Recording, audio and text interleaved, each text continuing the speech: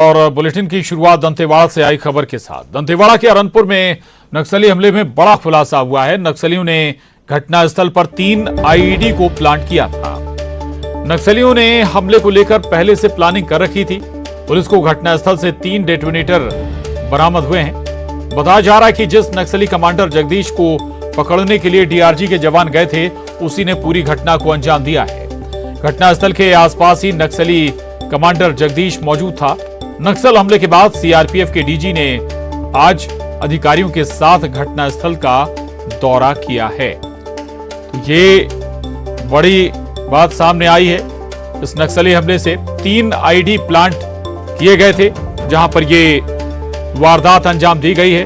3 detonator भी police को बरामद हुए हैं। दंतेवाड़ा के अरनपुर में नक्सलियों ने ये आईडी ब्लास्ट किया था, जिसमें 10 जवान शहीद हुए थे और एक ड्राइवर की जान भी गई थी पिकअप के। और नक्सलियों ने हमले को लेकर बताया जा रहा है कि पहले से प्लानिंग कर रखी थी। घटनास्थल से 3 डेटोनेटर भी पुलिस को बरामद हुए हैं।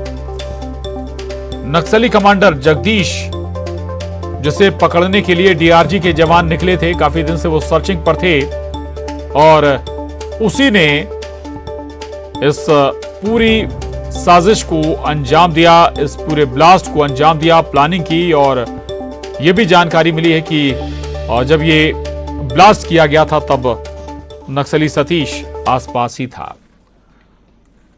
और न्यूज 18 संवाददाता सत्यनारायण चांडक हमारे साथ जुड़ गए हैं।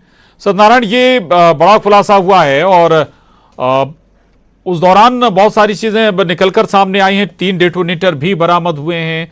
कहीं कोई चूक हो गई भाई? अगर डेटोनेटर या पहले से आईडी प्लांट किया गया था, उनकी जांच भी, या जब लौटते हैं आप तो जांच करते हुए लौटते हैं, क्या और डिटेल अभी तक पुलिस के पास आए हैं सामने?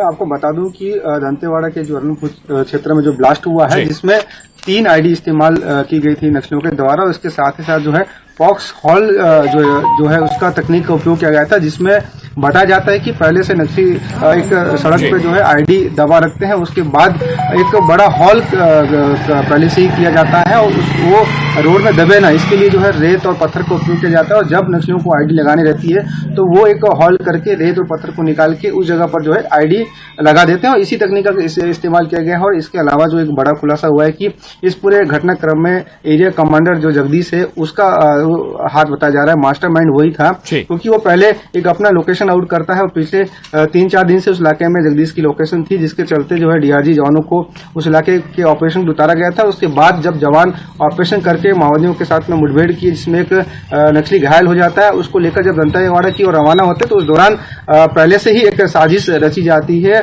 और एक आईडी ब्लास्ट की जाती है, जिसमें 10 जवानों की शहादत हो जाती है। इस पूरे घटनाक्रम के पीछे एरिया कमांडर जगदीश है, उसी का जो है साजिश हाथ बताया जाता है। और प्रथम जो सूचनाएं सामने आ रही है, आज सीआरपीएफ के जो डीजी हैं हुसैन, वो मौके पर पहुंचे हैं और लगातार अधिकारियों को आने का सिलसिला जारी है। और लगातार यही बात पे जो है विचार विमर्श किया जा रहा है कि माओवादी जो है इतने नजदीक आके, इतने सेफ जोन आकर इतनी बड़ी घटना को अंजाम कैसे दी, आखिरकार कहाँ चूक हो गई जवानों से, या इंटेलिजेंस कहाँ फेल हो गई? जी बिल्कुल बिल्कुल, ये तमाम सवाल हैं, जरूर खंगाला जाएगा इनका उत्तर। बहुत शुक्रिया सतीश जानकारी के लिए।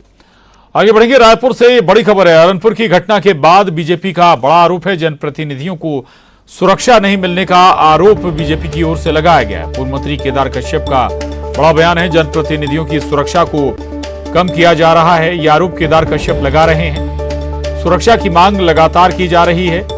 आरोपी खुलेआम घूम रहे हैं। बीजेपी सरकार में सुरक्षा को महत्व दिया गया था, पार्टी को नहीं।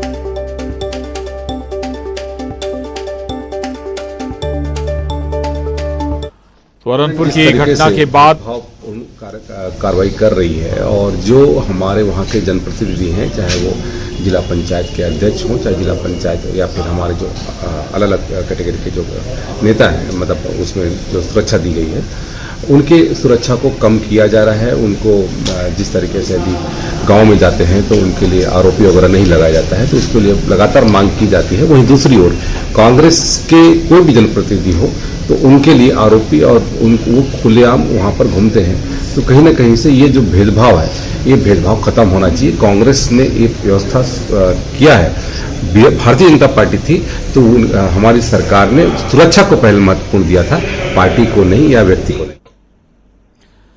आगे बढ़ेंगे, एक और बड़ी खबर रायपुर से, बरहानपुर की आपको बता दें अगली खबर का रुख कर रहे हैं। और रायपुर से बड़ी खबर है, पूर्व मंत्री केदार कश्यप के बयान पर सीएम ने पलटवार किया। बीजेपी को छत्तीसगढ़ पुलिस पर भरोसा नहीं है। रोड ओपनिंग पार्टी सीआरपीएफ का विषय है। सीआरपीएफ केंद्र के अधिकार क्षेत्र में है, भेदभाव जैसी कोई बात नहीं है।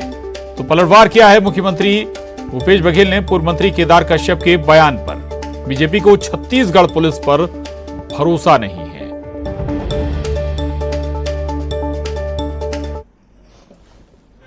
कोई भेदभाव नहीं है।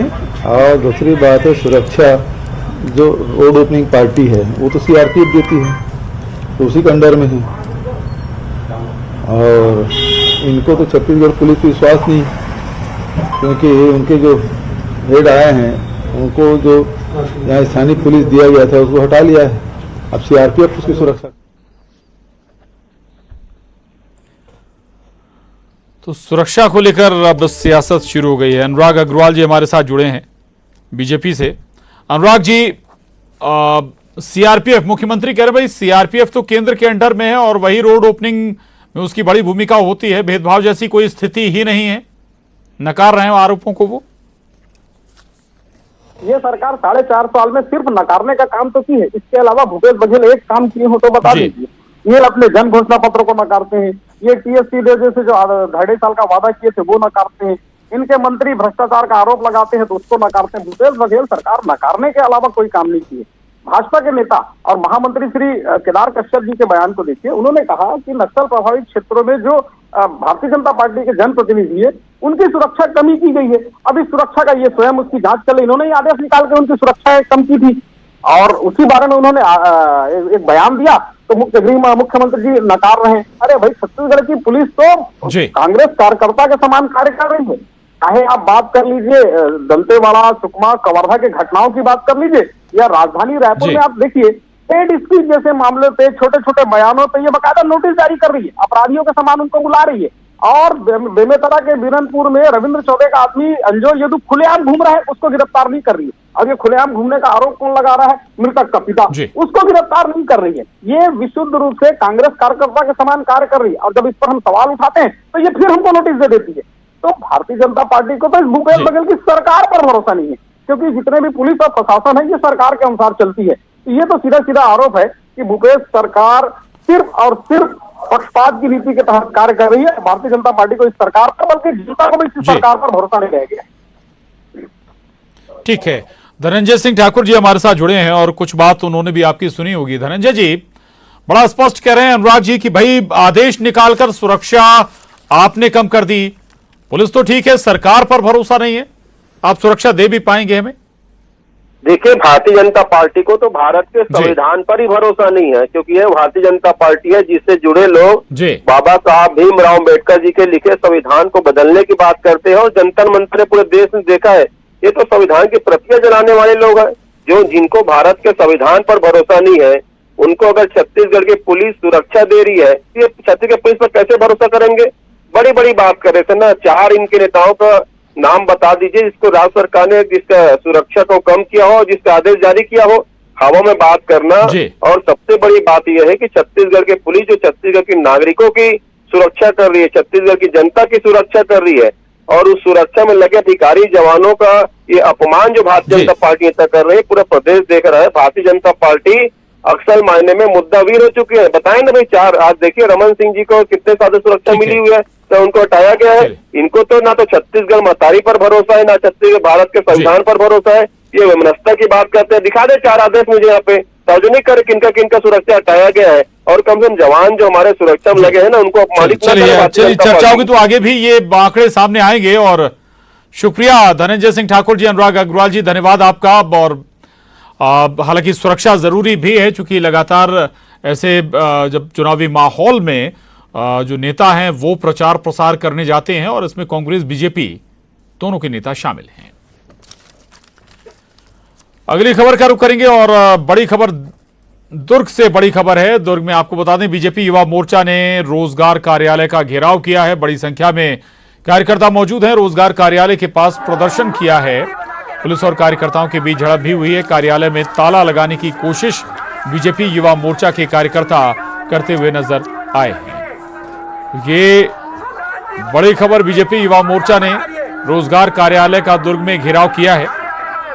भारी संख्या में पार्टी के कार्यकर्ता, बीजेपी युवा मोर्चा के कार्यकर्ता रोजगार कार्यालय के पास पहुंचे, घेराव करने की कोशिश की। इतना ही नहीं, बताया जा रहा है कि कार्यालय में ताला लगाने की कोशिश भी की है।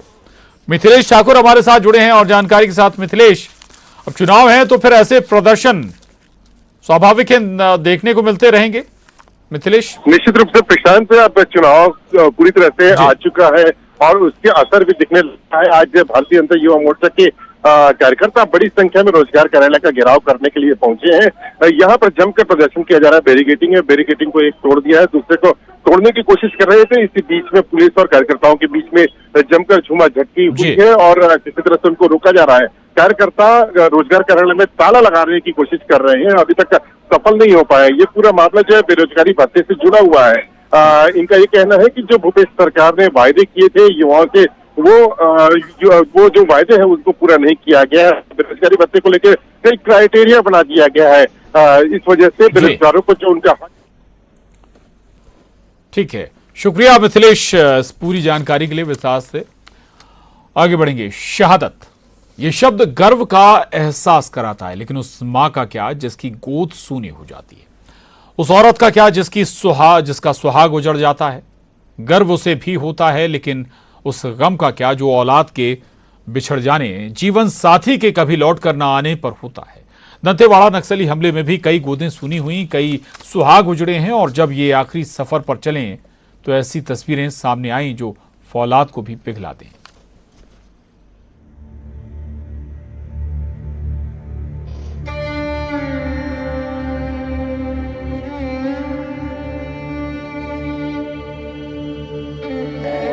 पत्थर भी पिघल जाए वो तस्वीर है ये। देश के लिए सर्वोच्च बलिदान देकर बेटा तिरंगे से लिपटे ताबूत में अंतिम सफर पर चला है। एक मां के दिल पर क्या गुजर रही होगी, इसका अंदाजा लगाना किसी इंसान के बस की बात नहीं।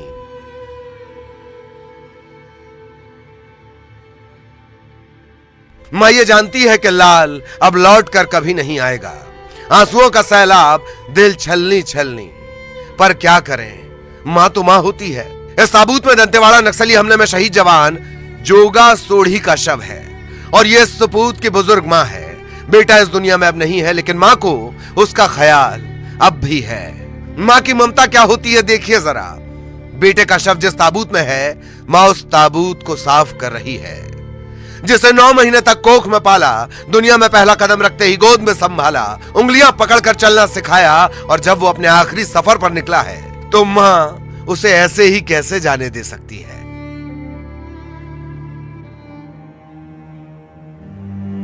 उस नक्सली हमले में सिर्फ उस मां की गोद ही सूनी नहीं हुई, कईयों के सुहाग उजड़ गए। नक्सल हमले में शहीद जवानों में लखमू मरकाम भी थे। इनका पार्थिव शरीर जब गृह ग्राम कसोली पहुंचा तो हृदय विदारक तस्वीर नजर आई, जिसे शब्दों में बयां नहीं किया जा सकता। पत्नी के सामने उसके सुहाग की चिता सजी थी, जिसके साथ 7 जन्मों तक जीने मरने की कसम खाई थी। वो यूं ही अकेला छोड़कर कैसे जा सकता है? शायद यही सोचकर शहीद लखमू मरकाम की पत्नी पति की चिता पर लेट गई। हर सफर में पति का साथ निभाने का वादा किया था, इस आखिरी सफर में भी वो वादा निभाने के लिए पत्नी पति की चिता पर लेट गई। हर बार जब ऐसे देश के सपूत इस तरह शहीद होते हैं तो दिल को चीर देने वाली तस्वीरें सामने आती हैं। नक्सली सामाजिक न्याय के नाम पर कितनी ही माओं की गोद सुनी करते हैं, कितने सुहाग उजाड़ते हैं। ये तस्वीरें बता रही हैं कि इस हिंसा को और कोई भी नाम दिया जा सकता है, लेकिन न्याय की लड़ाई तो ये बिल्कुल नहीं। ये अपराध है, देश के कानून के खिलाफ, इंसानियत के खिलाफ, जिस मिट्टी में पैदा हुए उस धरती के खिलाफ। Bureau report, news 18। 26 अप्रैल 2023।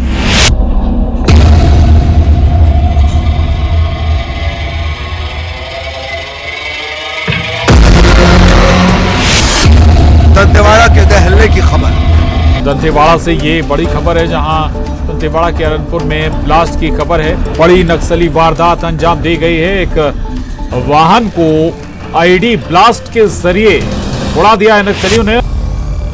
समेली ग्राउंड जीरो पर इस वक्त हम दंतेवाड़ा जिले के समेली इलाके में मौजूद हैं, जहाँ सियासी बयानों पर नजर। नक्सलियों को किसी सूरत में छोड़ा नहीं जाएगा। मुझे लगता है कि इस प्रकार के रोड ब्लास्ट का पूर्वानुमान लगाना तो सही में कठिन होता है। इंसानियत पर गहरा असर।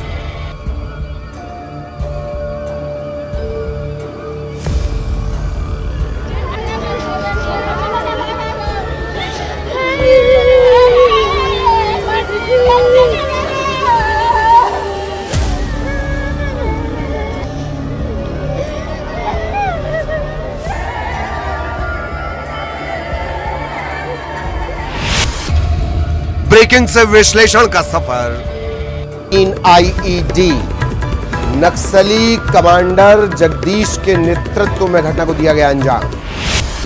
सबसे बड़ा कवरेज, सबसे पहले कवरेज। न्यूज़ 18 मध्य प्रदेश छत्तीसगढ़। और मुख्यमंत्री शिवराज सिंह चौहान लाडली बहनों से संवाद कर रहे हैं। जवाहर चौक पहुंचे हैं सीएम शिवराज। हमने तय किया कि पुलिस में भी 30% बढ़। देखो, जब मैं शुरू में मुख्यमंत्री था तो कई बहनें शिकायत करती थी, कोई ने छेड़ाछाड़ी कर दी और थाने में गई और वहां आदमी बैठा है और उसके सामने बताना हो कि उसके साथ क्या हुआ, तो बताओ, आदमी को बता सकती थी क्या? शर्म में ही मर जाए, बता ही नहीं पाए।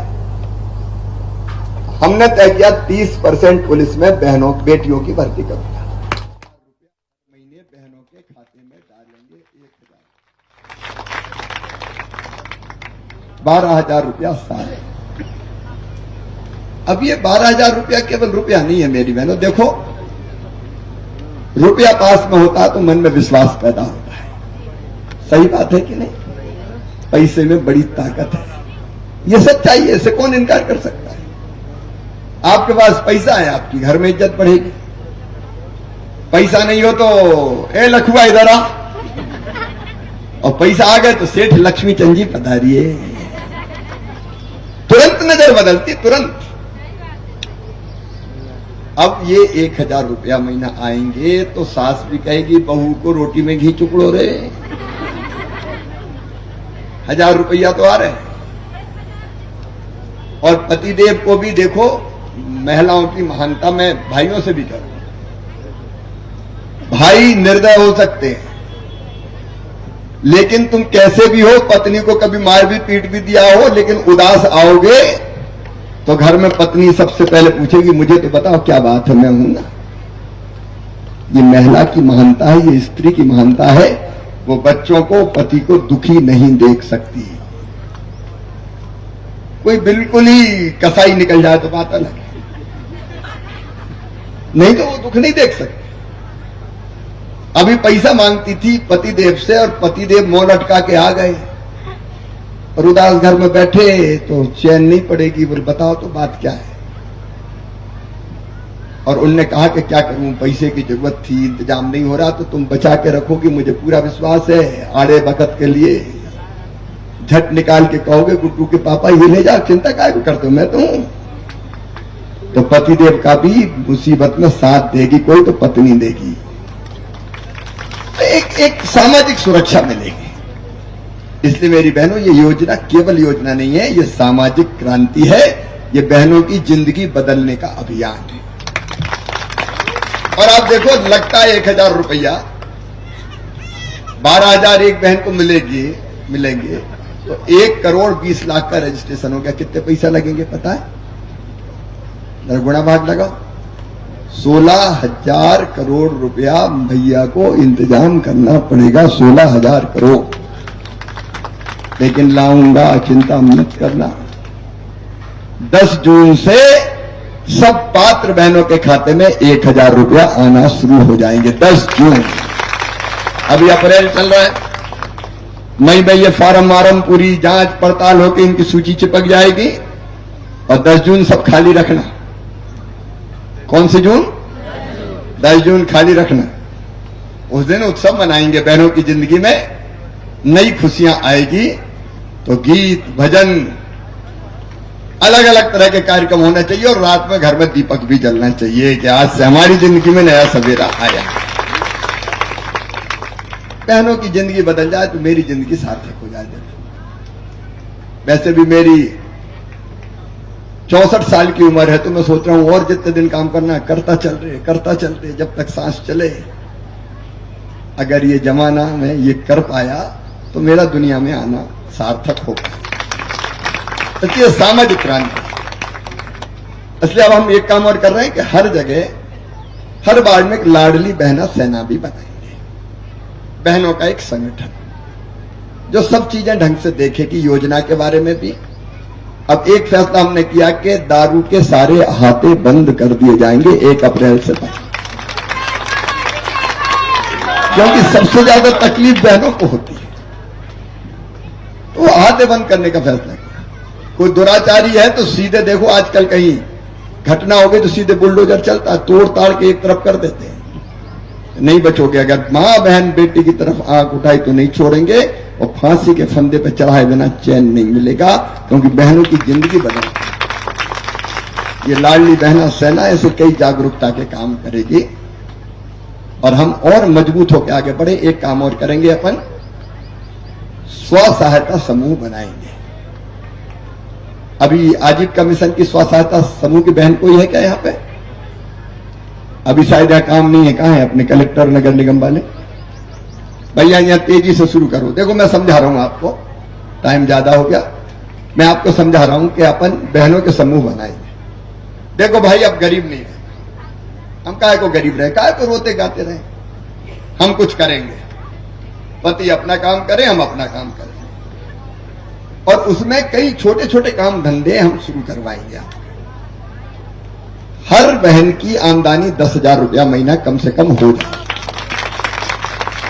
और इसलिए कोई बड़ी बनाए, कोई पापड़ बनाए, कोई अचार बनाए, कोई खिलौने बनाए, 17 तरह की चीजें हैं, 17 तरह के काम। कोई स्कूल की ड्रेस सिए, इतने काम है, सैकड़ों काम। तो बहनों के ग्रुप बनना चाहिए। उमाशंकर जी, आप लोग ये अभियान चलाएं, ये आजीविका मिशन के समूह बनवा दें। हर महीना मैं पैसा डालता हूं बहनों के खाते में, बैंकों से टाई अप करके, केवल 2% ब्याज पे, बाकी ब्याज हम भरवाते हैं। आपको पैसा मिलेगा, आप छोटे छोटे काम धंधे करोगे, आपके मन में विश्वास पैदा होगा कि मैं भी तो काम कर रही।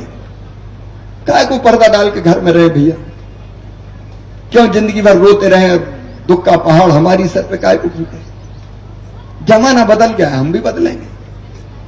तो हमको ये भी करना है। और भाइयों से मेरा, जितने भाई सुन रहे हो, आग्रह ये है कि ये संदेश को देखो, महिलाओं को काम करने दो, निकलने दो बाहर, उनकी जिंदगी भी सजने दो, संवरने दो, उनको भी मुस्कुराने दो। ये जमाना बदल रहा है मुझे, इसलिए अपना वो भी काम अपन शुरू करेंगे। आज सब बहनों को, सबके आवेदन भर गए, हाथ उठाओ जरा, जिन जिन के भर गए। ठीक है, नीचे करें। कलेक्टर जरा ध्यान देंगे, नगर निगम कमिश्नर ध्यान देंगे, कोई रह गया हो अभी 29-30 अपने पास छुट्टी में भी भरेंगे। आज रात को मैं मीटिंग कर रहा हूं। और मेरी बहनों, चिंता मत करो, मिलके भाई बहन आगे बढ़ेंगे हम लोग और अपनी जिंदगी बदलने का काम करेंगे। बहुत बहुत धन्यवाद।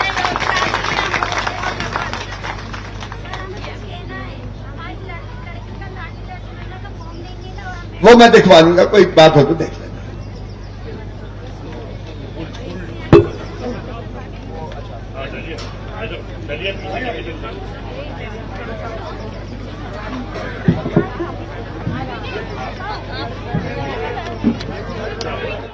लाडली बहना योजना के तहत संवाद करने पहुंचे थे सीएम शिवराज।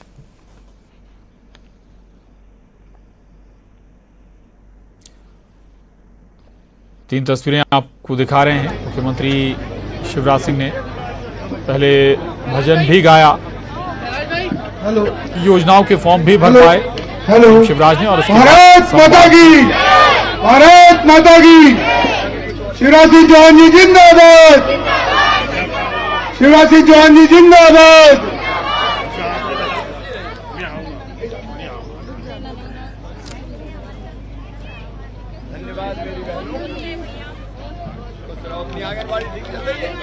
तो जवाहर चौक भोपाल के यहां पहुंचे थे मुख्यमंत्री शिवराज सिंह चौहान। बहनों से उन्होंने संवाद किया, उनके साथ बैठकर भजन भी गाया और महिलाओं के फॉर्म भी नहीं तूफान है, मुख्यमंत्री ने आधी नहीं तूफान है, शिवराज सिंह चौहान जी जिंदाबाद, शिवराज सिंह चौहान जी जिंदाबाद, भारत